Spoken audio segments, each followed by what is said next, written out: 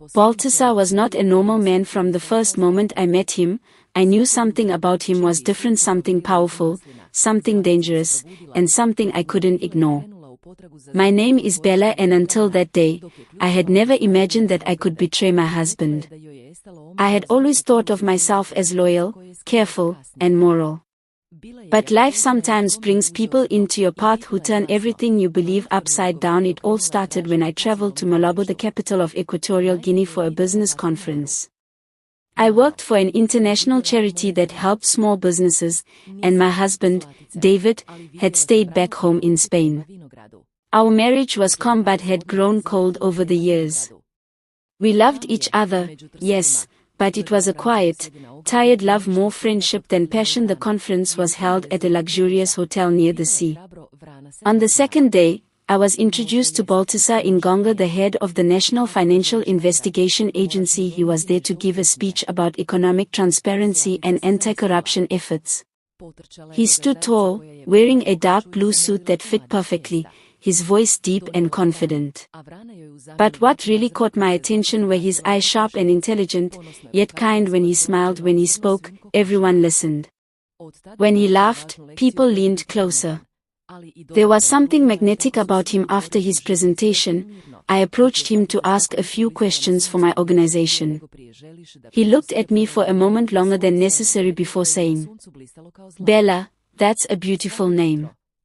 It suits you." That single sentence made me blush like a teenager. Over the next few days, we ran into each other several times at lunch, during meetings, even once in the hotel lobby late at night. We talked about work at first, but soon the conversation became personal. He told me about his childhood in Bata, about the pressure of his job, about his loneliness despite all his success. I found myself opening up to him too, telling him things I hadn't said to anyone, not even David. We talked for hours, our voices low, our laughter soft. There was a kind of understanding between us that felt dangerous but irresistible. By the end of the week, I couldn't stop thinking about him. 3 weeks later, I received an unexpected message. It was from Baltasar. "Bella, I can't stop thinking about you. I'm coming to Madrid for meetings next month. Can we see each other?" My heart raced. I knew I shouldn't say yes, but I did. When he arrived, he invited me to dinner at a quiet restaurant. He brought me a small carved wooden box from Equatorial Guinea. Inside was a seashell, smooth and white. "For luck," he said softly. Our fingers touched, and something inside me broke open. That night, after dinner, we walked along the street, and when he took my hand, I didn't pull away. When he leaned in to kiss me, I let him. I told myself it would end there, a single mistake, one secret night. But it didn't. For the next 3 months, I lived 2 lives at home. I was still Bella, wife, colleague, friend, but in private, I was someone else entirely, a woman alive with passion, meeting Baltasar in hotels, exchanging hidden messages, feeling things I hadn't felt in years. He made me feel seen, desired, important. He would whisper in Spanish, "Eres fuego, Bella, you are fire, Bella," and I believed him. But with every stolen hour, guilt grew heavier inside me. David began to notice that I was distracted. I told him I was busy with work, but deep down, I knew I was drifting away from him. Some nights, I'd cry in the dark while Baltasar's name still echoed in my mind. The end came one rainy afternoon. Baltasar called me to his office, his tone serious. "Bella," he said, "I'm being transferred. I'll be working abroad for at least a year." I felt my heart stop. He took my hands in his. "You've changed my life," he whispered. "But we both know this can't go on." We spent one last evening together, silent for most of it, holding each other as if trying to stop time. When I left him that night, I knew it was over, but the part of me he awakened would never go back to sleep.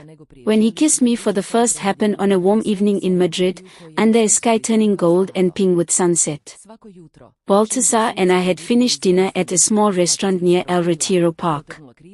We had talked about everything: politics, books, our dreams, but beneath our words was another conversation, silent and electric.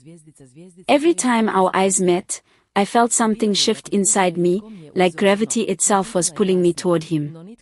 When we stepped outside, the city lights were coming on one by one, and a soft wind brushed through my hair. Baltasar walked beside me quietly for a few moments. Then he stopped, looked at me, and said in a low voice, "Bella, tell me to stop, and I will. But if I don't, I'll regret it." I couldn't speak. I just looked at him, at his strong jaw, at the warmth in his eyes. And then he reached out, slowly, as if asking permission, and touched my cheek. My breath caught. I felt my whole body trembling, but I didn't move away. His hand slid behind my neck, gentle but firm. And then he kissed me. It wasn't quick or rushed, it was slow, deep, full of meaning. It felt like time itself had stopped. I could hear my own heartbeat. I could feel the world fading away. No noise, no people, no thoughts, just the taste of his lips and the warmth of his skin. When we finally pulled apart, I couldn't breathe for a moment. I looked at him, and he whispered, "Now it's too late to go back," and he was right. From that night forward, there was no going back. Keeping our relationship hidden from my husband, David, became both a game and a torment.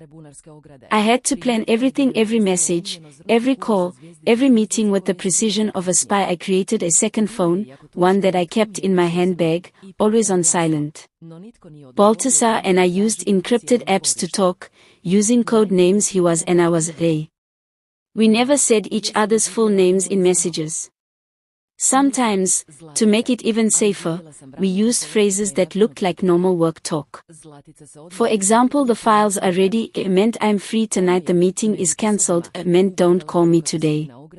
"I'll send the report soon" meant "I miss you." When we met, it was always in places far from my neighborhood, sometimes a hotel near the airport, sometimes a rented apartment in the city center. I paid for nothing. Baltasar handled everything, always calm, always in control. I became an expert in small lies. "I have to stay late at work. There's a new project coming in. I'm having dinner with a friend from the charity." At first, the lies made me nervous. I would practice them in the mirror before saying them. But after a while, they came out naturally, like breathing. And that scared me more than anything. David never suspected. He was used to me being busy, distracted, tired. Sometimes he'd kiss me goodnight, and I'd close my eyes and pretend everything was fine. I even made sure to delete all traces, text messages, emails, hotel bookings. Baltasar taught me how to clear my digital footprints. "You must be careful," he'd say. No one can ever know. We'd meet once every 2 or 3 weeks, usually when Baltasar's work brought him to Europe. The days in between were filled with longing and guilt. I would glance at my husband across the table and think, if he only knew where I was last week, but he never asked. Maybe he didn't want to. Maybe he trusted me too much. The last time I saw Baltasar, it was raining. He was standing by the window of his hotel room, watching the storm roll across the city. His suitcase was already packed. "I have to leave tomorrow morning," he said quietly. "There's an assignment in Angola. I don't know when I'll be back." I wanted to say, "I'll wait for you," but the words stuck in my throat. Instead, I just went to him and put my arms around him. We didn't talk much after that. The silence said everything. That night, when he kissed me goodbye, I truly knew that it would be the last time. His lips lingered on mine for a long moment, and then he whispered, "Bella, forget me. Please. You have a life. Keep it safe." I left before dawn, my heart heavy, my eyes burning. I erased his number. I deleted the messages. I threw away the second phone. I even hid the seashell he had given me, the one in the carved wooden box deep inside a drawer where no one would find it. Life slowly returned to normal. I went back to my job, to dinners with David, to quiet weekends at home. To anyone looking from the outside, I was the same Bella I had always been. Smiling, responsible, faithful. But deep down, I knew I had changed forever. Sometimes, when I'm alone and the house is quiet, I catch myself thinking about that first kiss, the one that started everything. I remember the taste of rain in the air, the sound of the city fading around us, and the feeling that the world had stopped just for us. And then I whisper his name softly, like a secret prayer. Baltasar, no one will ever know. Not my husband. Not my friends. It will remain my secret. The story of a love that burned bright for a moment and then disappeared, leaving behind only ashes and memory. After almost 6 months since I last saw Baltasar, 6 long months of pretending, of forcing myself to live a normal life, I had convinced myself that what we had was over, a beautiful, dangerous memory that would slowly fade with time. I focused on my work, on my husband, on trying to be the woman I used to be. David and I even started going to couples dinners again, smiling in photos, talking about taking a small trip together. But no matter how hard I tried, I couldn't erase Baltasar from my mind. Some nights, I would wake up suddenly, thinking I had heard his voice. Sometimes, when my phone buzzed, my heart would race, hoping, praying that it was him. But it never was. Then one morning, everything changed. It came as a short email from a strange address, one that looked like a random business contact. The subject was simple: there's a conference near Valencia next weekend. Will you be there? My hands began to shake. I knew that writing style. It was him. I stared at the screen for a long time before I replied. My answer was only one word: yes. It was the first real lie I had told David in months. When he asked about my weekend plans, I smiled and said, I'm going to visit my parents. They've been asking about me. He believed me immediately. He even helped me pack a small suitcase and kissed me goodbye at the door, saying, tell your mother I'll call her soon. If only he knew I took a train to Valencia, my heart pounding with every mile. I didn't know what to expect. Maybe a short conversation, a goodbye, or maybe something more. The hotel was small, hidden near the coast, far from the busy city center. I walked in quietly, wearing sunglasses, my scarf pulled up around my neck.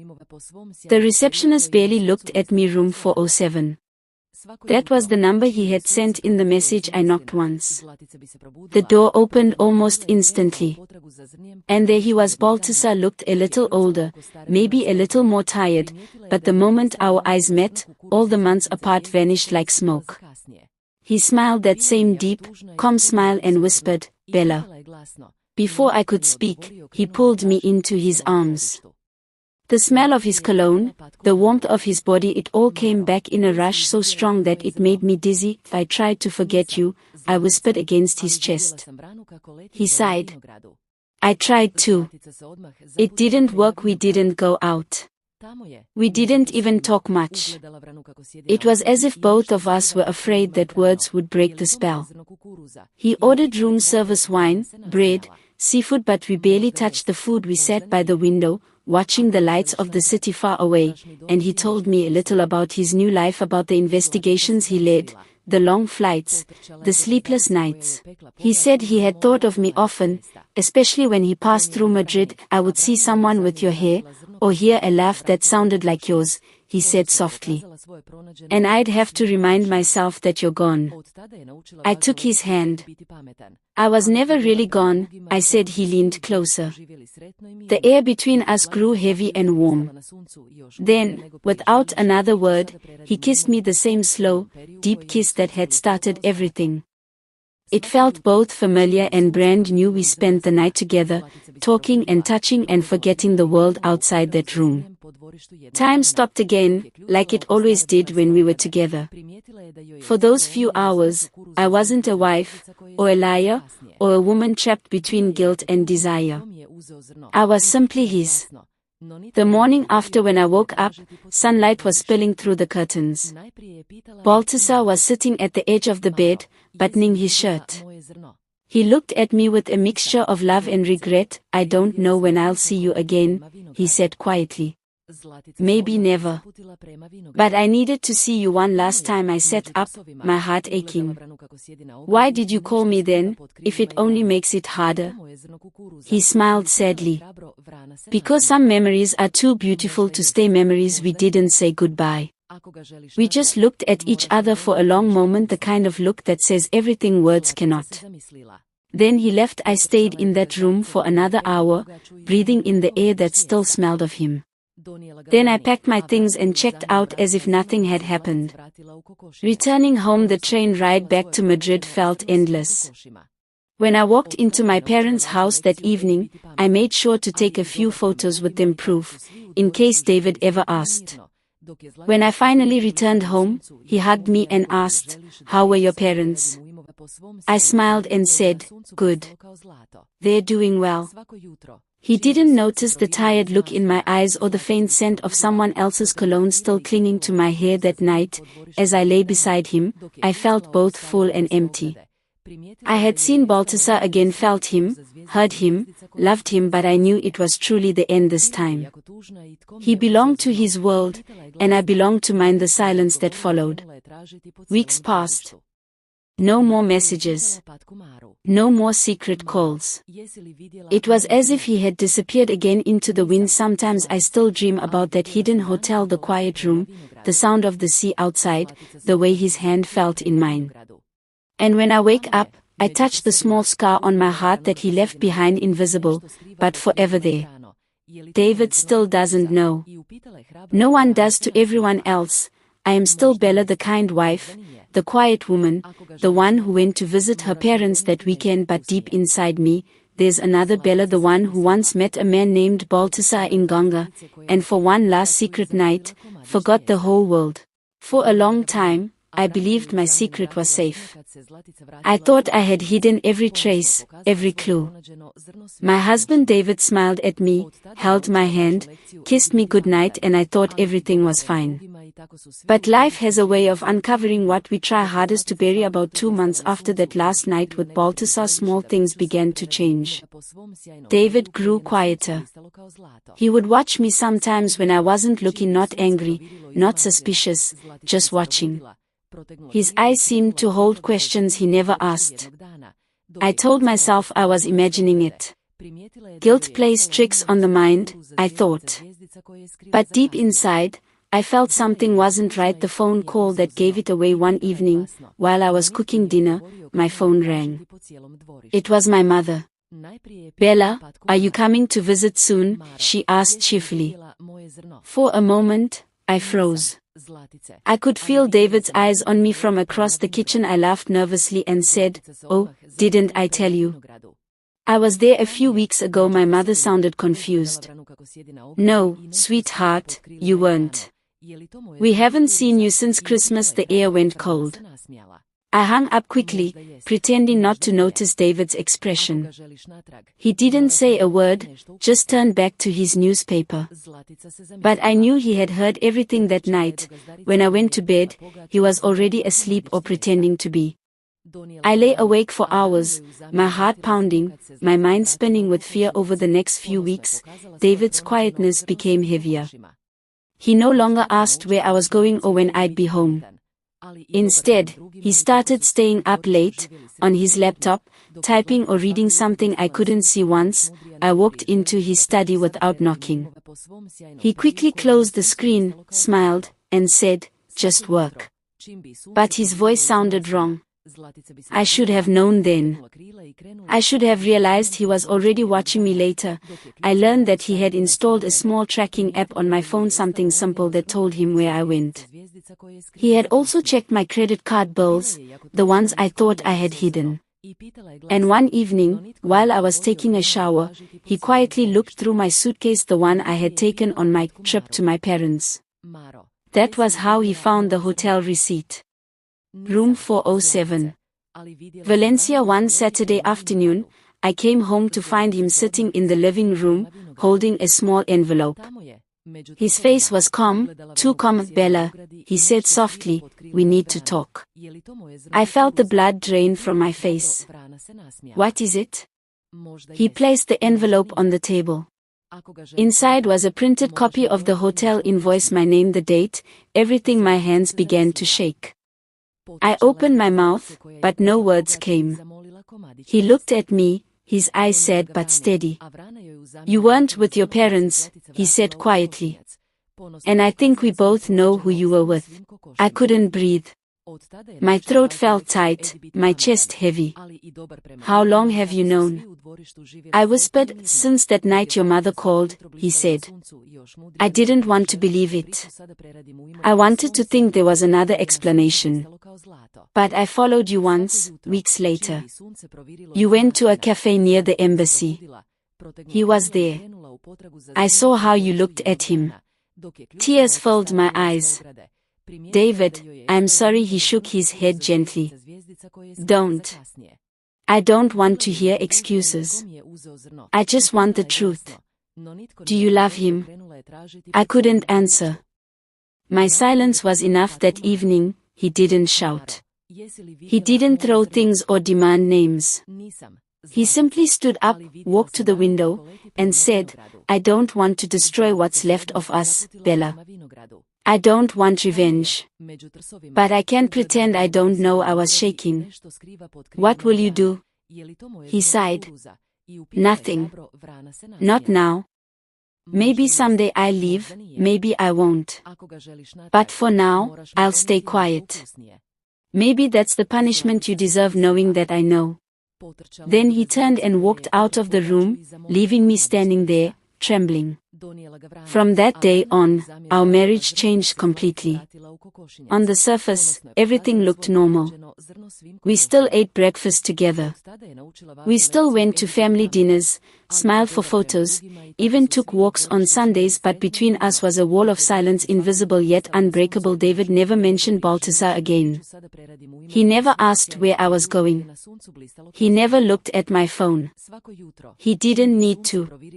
The trust was gone, and with it, the love that had once held us together. Sometimes I would catch him staring out the window late at night, lost in thought. And I would feel this crushing pain in my chest, guilt, regret, sorrow all mixed together. I wanted to tell him everything, to confess, to beg for forgiveness, but I couldn't. Because even after all that, a small part of me still loved Baltasar. Months turned into a year. Baltasar never contacted me again. I never tried to find him. But every time I passed a man in a dark suit or heard a deep voice in a crowd, I thought of him, and every time David smiled at me, I wondered what he was really thinking. Did he still love me? Or was he simply waiting for the right moment to leave, or for me to crumble under the weight of my own lies? I began to live carefully, quietly. I cooked, I worked, I laughed when expected. But inside, I was living two lives, one real, one ghostly. The truth had been discovered, but not spoken. And sometimes, silence hurts more than shouting ever could. A year after everything, David and I sat together in our living room, watching an old movie. Halfway through, he turned to me and said softly, Bella, I never stopped loving you. But I can't forget. Maybe one day, I'll forgive you. But not yet. I looked at him, tears filling my eyes, and whispered, I understand. And for the first time in months, he reached out and took my hand. Time moved slowly. After my husband David discovered my secret, we still lived in the same house.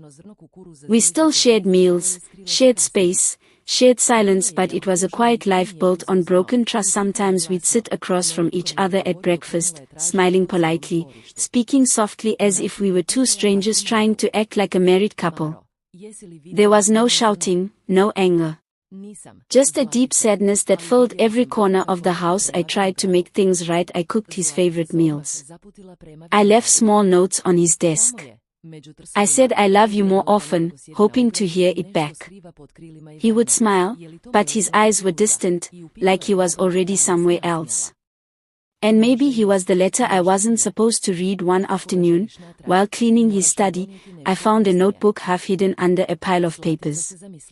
Inside were small, neat notes written in his careful handwriting. The first line stopped my heart. Sometimes love ends quietly. There were pages filled with his thoughts about me, about what he had discovered, about how much it had hurt him. He wrote about the night he found the hotel receipt, how he had sat in the dark for hours, unable to believe it was real. He wrote, "I still see her as the woman I married, but she is also the woman who lied to me. I don't hate her. I just can't live with the ghost of what we used to be." When I finished reading, tears rolled down my face.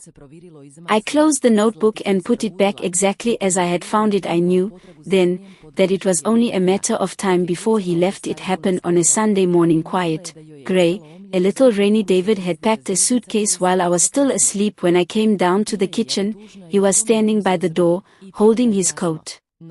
"Are you going somewhere?" I asked, my voice trembling. He looked at me, calm but tired. "Yes," he said softly. "I think I need to be alone for a while." I froze. "For how long?" He shook his head. "I don't know. Maybe forever." I took a step toward him. "David, please don't do this. We can fix it. We can." He stopped me gently. "Bella, I've tried. I really have. But every time I look at you, I see both the woman I loved and the woman who broke me. I wake up and wonder where you are even when you're right next to me." Tears filled my eyes. "I'm sorry," I whispered. "I know," he said. "But sorry can't make me forget." Then he walked out the door, leaving behind everything except his suitcase and the echo of the life we once shared. I watched him disappear down the street through the rain. I didn't chase him. I couldn't. A week after David left, my phone buzzed with a message from an unknown number. "Bella, it's me." My heart jumped. It had been almost a year since I last heard from Balthasar. He wrote, "I heard about David. He came to see me." I stared at the screen, my breath caught in my throat. David had gone to find him. What happened between them later? Balthasar told me everything. One afternoon, David had appeared at his office, calm, polite, and cold. He didn't shout or accuse. He simply said, "You know who I am. You know what you did. I don't want revenge. But I want you to know the cost of your choices." Balthasar told me. He stood in silence, unable to reply. David had looked him straight in the eye and said, "She was my wife. You knew that. You took her anyway. Now she will have to live with what's left, and so will you." Then he left, without another word. Balthasar said he didn't sleep that night. He thought about everything: his power, his choices, the pain he had caused. And in the morning, he made a decision. Balthasar came to see me one last time. He met me at a small cafe near the old library, the same place where we had once laughed together, long ago, when everything felt new. When I saw him walk in, my heart leapt, but his face told me everything before he even spoke. He looked older, heavier with guilt. He sat down and took my hands in his. "Bella," he said quietly, "your husband came to me. He wasn't angry, but his words, they hit harder than anger ever could." I swallowed hard. "What did he say?" He looked away. "He said he loved you once more than anything. And that he hopes someday you'll forgive yourself, because he never truly can." Tears filled my eyes. "So that's it, then?" He nodded slowly. "It has to be. I can't keep hurting both of you. I've made enough mistakes, but I love you," I whispered. He squeezed my hands gently. "And I love you for the rest of my life, Bella. But sometimes love has to walk away to stop doing damage." Then he stood up, kissed my forehead, and said, "Take care of yourself." And just like that, he was gone. When I got home that night, the house felt even emptier than before. David's things were gone. Balthasar was gone. Only the silence remained, heavy, endless, unforgiving. Days turned into weeks. I went to work, smiled at people, did everything I was supposed to do. But inside, I felt hollow, like a house after a fire. still standing but forever changed. Sometimes, at night, I would open the drawer where I had hidden the small wooden box with the seashell. I would hold it in my hand, close my eyes, and remember the sound of the sea outside the hotel room where it all began, and I would whisper their names: David, Baltasar, two men who had loved me, two men I had lost years later. I moved to a small apartment by the coast. I started painting, something I hadn't done since my youth. The sea comforted me.